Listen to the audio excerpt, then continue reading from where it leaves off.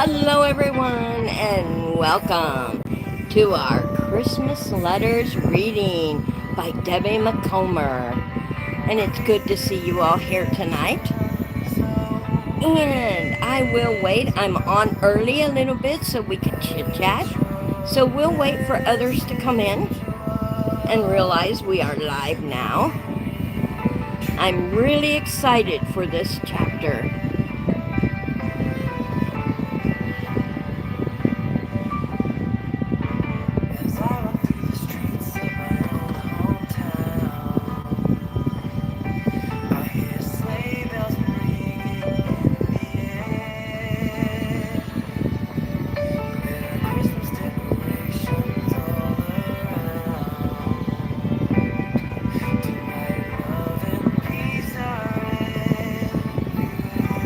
Please say hi in the chat when you come in. I would appreciate it.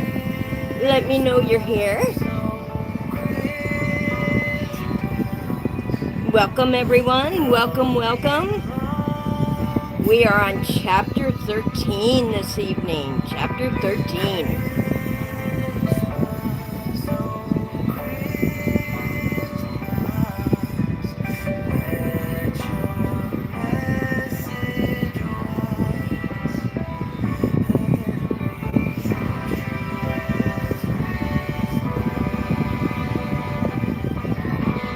We will be getting started at 9 o'clock. Chapter 13.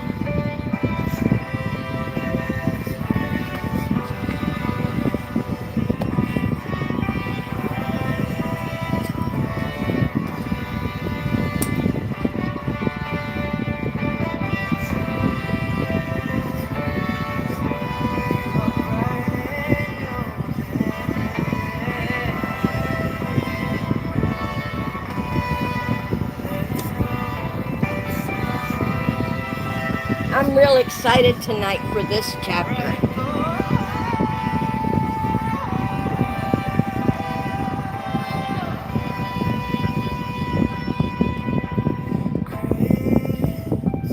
I came on early so we could chit-chat a little bit about the previous chapter, and it was really good. Dr. Wynne Jeffries' dad went to the hospital, if you remember. And we will be getting started here right now.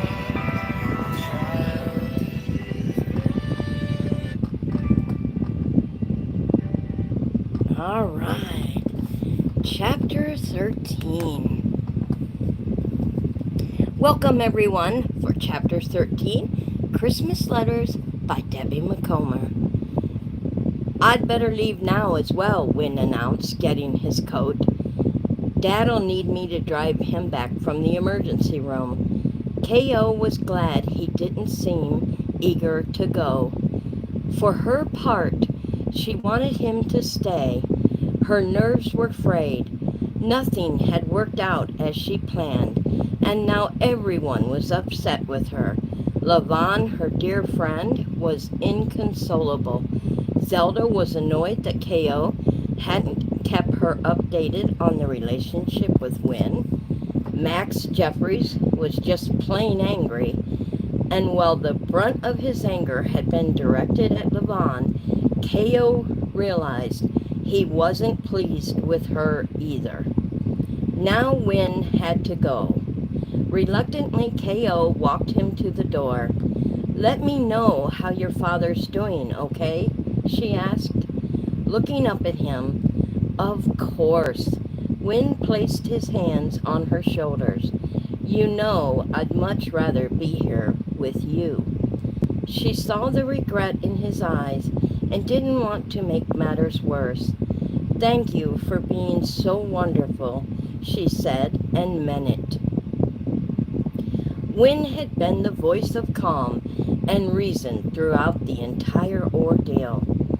"I'll call you about my father as soon as I hear." "Thank you." After a brief hug, he hurried out the door.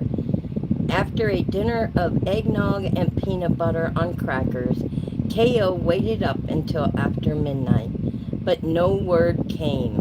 Finally, when she couldn't keep her eyes open any longer, she climbed between the sheets and fell instantly asleep. This surprised her. She hadn't anticipated sleeping easily or well.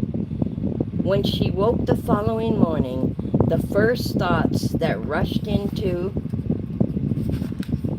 her mind were of Wynne. Something must have happened, something unexpected and probably dreadful, or he would have called. Perhaps the hospital had decided to keep Max overnight for observation. Well, there had been a lot of blood involved. K.O. didn't think any of the cuts were deep enough to require stitches. But if Max had filed a police report, that would cause problems for Levon and might explain Wynne's silence. Every scenario that roared through her head pointed to trouble. Even before she made her first cup of coffee, K.O.'s stomach was in knots. As she headed into the kitchen, she discovered a sealed envelope that had been slipped under her door. It read, "Catherine, I didn't get back from the hospital until late. I was afraid you'd already gone to bed. Dad's home, and other than being cantankerous, he's doing fine. So don't worry on his account. The hospital cleaned and bandaged his arm, and he said he'd be good as new in a week or so. Please reassure Levon. The cuts looked worse than they actually were. Could you stop by my office this afternoon? I'm at the corner of 4th and Willow, Suite 1110. Does 1 o'clock work for you? If you can't fit it into your schedule, please contact my assistant and let her know. Otherwise, I'll look forward to seeing you then. Wynne." Oh, she could fit it in. She could definitely fit it in. K.O. was ready to climb Mount Rainier for a chance to see Wynne. With purpose now, she showered and dressed, and then, on the off chance Max might need something, she phoned Wynne's condo. His father answered right away, which made her wonder if he'd been sitting next to the phone waiting for a call. "Good morning," she said, striving to sound cheerful and upbeat, all the while hoping Max wasn't one to hold grudges. "Who is this?" "It's K.O., she told him, her voice faltering despite her effort to maintain a cheery tone. He hesitated as if he needed time to place who she might be. "Oh," he finally said, "the woman from downstairs. The woman whose friend caused me irreparable distress." After another pause, he said, "I'm afraid I might be suffering from trauma-induced amnesia." "Excuse me?" K.O. was sure she had misunderstood. "I was attacked yesterday by a possibly rabid beast, and I am fortunate to be alive. I don't remember much after that vicious animal sank his claws into my arm," he added shakily. K.O. closed her eyes for a moment. "I'm so sorry to hear that," she said, going along with it. But the hospital released you, I see." "Yes." This was said with disdain. Apparently he felt the medical profession had made a serious error in judgment. I'm on heavy pain medication. Oh dear. I don't know where my son's gone, he muttered fretfully. If Wynne hadn't told his father he was at the office, then K.O. wasn't about to either. She suspected Wynne had good reason to escape. Since you live in the building, Max began. Hello, Paula, how are you? She could see it coming.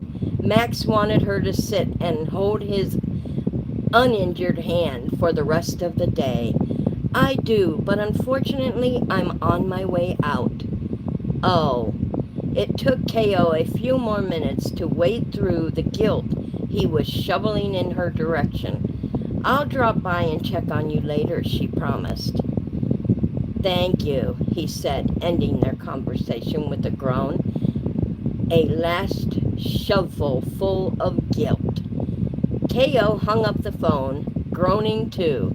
This was even worse than she imagined, and she had a fine imagination. Max was obviously playing the incident for all it was worth. Irreparable distress, rapid beast, trauma-induced amnesia. Oh, brother. Wanting to leave before Max decided to drop by, she hurried out the door and stopped at the French cafe for a mocha and bran muffin. If ever she deserved one, it was now. At the rate her life was going, there wouldn't be enough peppermint mochas in the world to see her through another day like yesterday.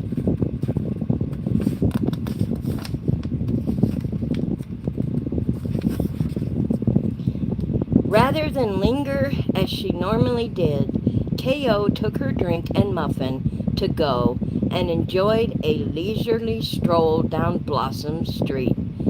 A walk would give her exercise and clear her mind, and just then clarify what she needed.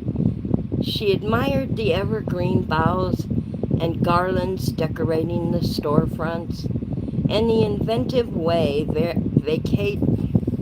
various decorations on Christmas themes in every window. The weather remained unseasonably cold, with a chance of snow flurries. In December, Seattle was usually in the grip of gloomy winter rains, but that hadn't happened yet this year. The sky was already a clear blue with puffy clouds scattered about. By the time she finished her peppermint mocha, K.O. had walked a good mile and felt refreshed in both body and mind. When she entered her building, Lavon, wearing a housecoat, was stepping out of her condo to grab the morning paper. Her eyes were red and puffy, and it looked like she hadn't slept all night.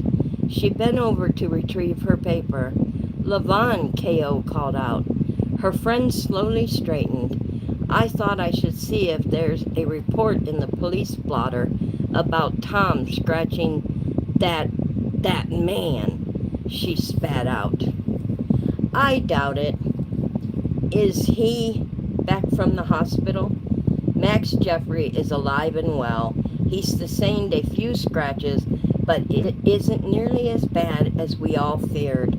Wynn's father seemed to be under the delusion that he had narrowly escaped with his life, but she didn't feel the need to mention that. Nor did K.O. care to enlighten Lavon regarding Max's supposed amnesia. I'm so glad. Lavon sounded tired and sad. Is there anything I can get you? K.O. asked, feeling particularly to blame. Thanks for asking, but I'm fine. She gave a shuddering sob, except for poor Tom being in jail. Call if you need me, K.O. said before she returned to her own apartment. The rest of the morning passed quickly. She worked for a solid 2 hours and accomplished more in that brief time than she normally did in 4. She finished a medical report, sent off some resumes by email, and drafted a Christmas letter for a woman in Zach's office who had made a last-minute request, then decided she would check on Max Jeffries. She went up for a quick visit. At 12:30, she grabbed her coat and headed out the door again. With her hands buried deep in her red wool coat and a candy cane striped scarf doubled around her neck, she walked into Wynn's office.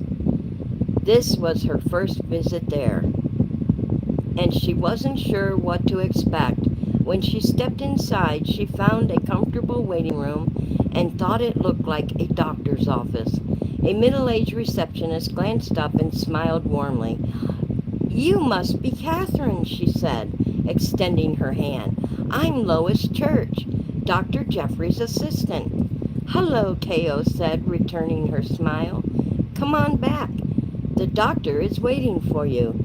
Lois led her to a large room lined with bookshelves and framed degrees. A big desk dominated one end, and there was a sitting area on the other side, complete with a miniature table and chairs and a number of toys. Wynn stood in front of the bookcase, and when K.O. entered the room, he closed the volume he had been reading and put it back in place. Lois slipped quietly out of the room and shut the door. "Hi," K.O. said tentatively, wondering at his mood. He smiled. "I see you received my note." "Yes," she said with a nod. She remained standing just inside his office. "I asked you to come here to talk about my father. I'm afraid he's going a little overboard with all this." "I got that impression myself." Wynn arched his brows. "You've spoken to him?" She nodded again. "I stopped by to see how he's doing. He didn't seem to remember me right away. He says he's suffering from memory loss." Wynn groaned. "I hate to say this, but I assume that hypochondria's what he's really suffering from." She paused. "Either that or he's faking it," she said boldly. Wynn gave a dismissive shrug. "I believe your second diagnosis is correct. It's a reoccurring condition of his," he said with a wry smile. K.O. didn't quite know what to say. "He's exaggerating, looking for attention." Wynn motioned for her to sit down, and when she did, sinking into the luxurious leather sofa, Wynn took the chair next to it. "I don't mean to sound unsympathetic, but for all his easygoing hippie ways, Moon Puppy, Max, can be quite the manipulator." "Well, it's not like Levon did it on purpose or anything." There was a moment of silence. "In light of what happened yesterday, do you still want me to accompany you to your sister's?" K.O. would be terribly disappointed if he had experienced a change of heart. "I hope you would, but if you need to bow out because of your father, I understand." "No," he said decisively. "I want to do this. It's important for us both, for our relationship." K.O. felt the same way. "I've already told my father that I have a business appointment this weekend, so he knows I'll be away." That made K.O. smile. This was business. Well, sort of. "I'd prefer that Max not know the two of us will be together. He'll want to join us, and frankly, dealing with him will be more work than taking care of the kids." All right. Despite a bit of residual guilt, K.O. was certainly willing to abide by his wishes.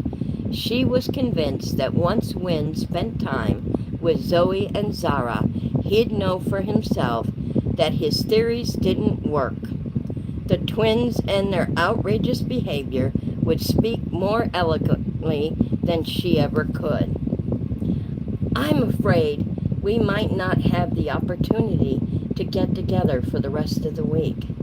She was unhappy about it, but understood. With his injuries and need for attention, Max would dominate Wynn's time. Are you sure your father will be well enough by Friday for you to leave? She asked. He'd better be, Wynne said firmly, because I'm going. He'll survive. In case you hadn't already figured this out, he's a little immature. Really? She asked, foreign surprise. Then she laughed out loud. Wynne smiled too. I'm going to miss you, Catherine, he said with a sigh. I wish I could see you every day this week, but between work and Max, I'll miss you too. Wynne checked his watch and K.O. realized it was her signal to go. Wynne had an appointment. They both stood. Before I forget, he said casually, a friend of mine told me his company's looking for a publicist. It's a small publisher, Apple Blossom Books, right in the downtown area, not far from here. They are. K.O.'s heart raced with excitement. A small publishing company would be ideal. Really? I mentioned your name, and Larry asked if you'd be willing to send in a resume. Wynne picked up a business card from his desk and handed it to her. You can email him directly. Oh, Wynne, thank you. In her excitement, she hugged him. That seemed to be all the encouragement he needed to keep her in his arms and kiss her. She responded with equal fervor, and it made her wonder how she could possibly go another 3 days until she saw him again. They smiled at each other. Wynne threaded his fingers through her hair and brought his mouth to hers for another deeper kiss.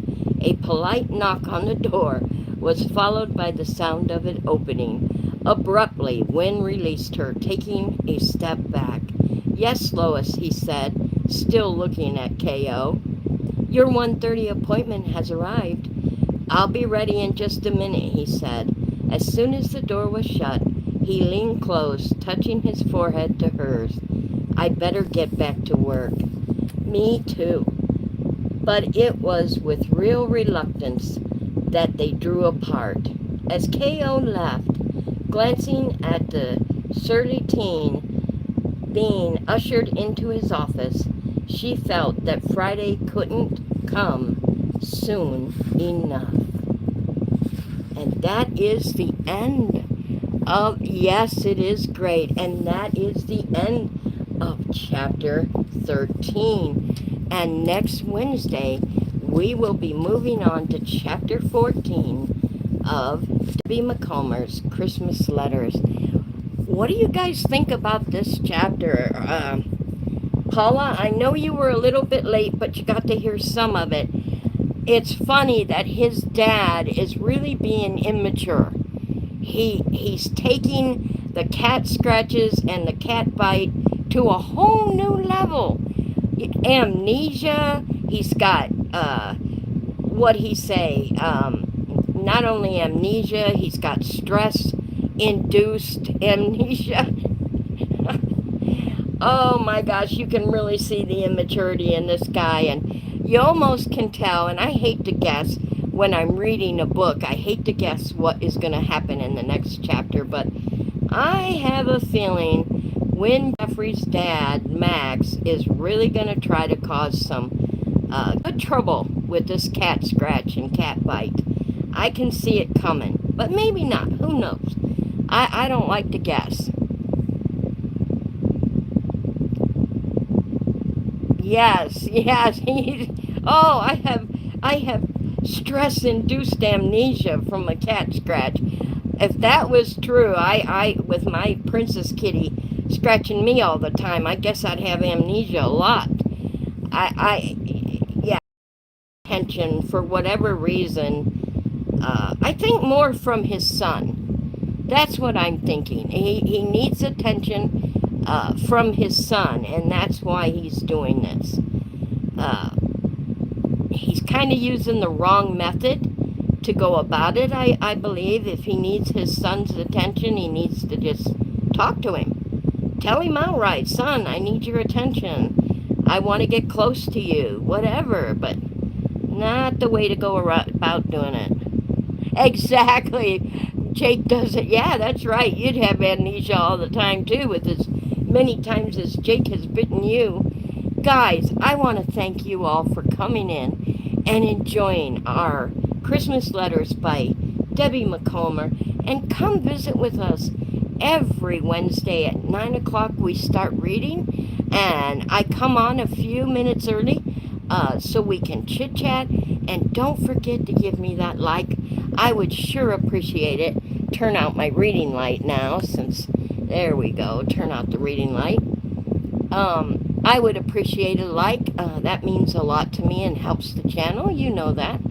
And I put up a new video, another hashtag that I joined from another channel, Little Ohana, and I hope you'll check that out. Hashtag Dolly Sugary Sweet Sunday. Isn't that an awesome hashtag? And I put that video up earlier today. Watch that also. And then tomorrow is going to be a ball. Tomorrow is our arts and crafts, and I can't wait to show you what I am crafting tomorrow. So I hope you got yours ready too. If not, just come in and chit chat and watch me do my arts and crafts, and I'll give you a hint. It's for Thanksgiving. Thanksgiving is only 10 days away. So, enjoy a little bit of music, and I will see you tomorrow for our live arts and crafts at 11 a.m.